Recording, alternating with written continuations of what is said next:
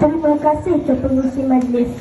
Assalamualaikum warahmatullahi wabarakatuh.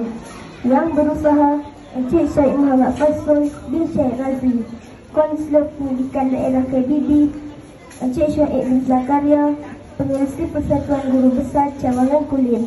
Yang dihormati Korporal Nur Aib binti Jasdi, Pegawai Perhubungan Sekolah, barisan tetamu jemputan, para guru besar, guru-guru penolong kanan, SDP IBG STJ serta murid-murid sekalian.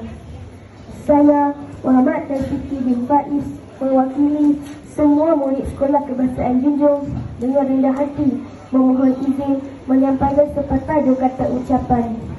Tanpa disedari, masa berlalu sangat pantas. Tempoh 1 tahun 6 bulan dirasakan, umpama semalam sahaja. Kini kita sudah berada pada hari persaudaraan guru besar yang dikasihi ini.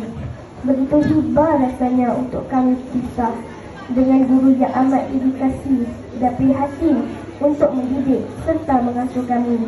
Namun demikian, apalah daya kita untuk menghalau waktu untuk terus berlalu, lantaran setiap pertemuan pastinya akan berakhir dengan perpisahan.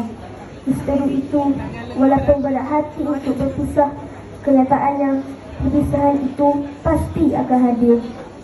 Hadirin sekalian, jasa dan bakti Puan Guru Besar tidak terhitung, tidak akan terbalas dengan wang ringgit dan harta benda untuk segala bakti yang beliau curahkan kepada kami dan sekolah ini. Pastinya akan kami kenang selama-lamanya.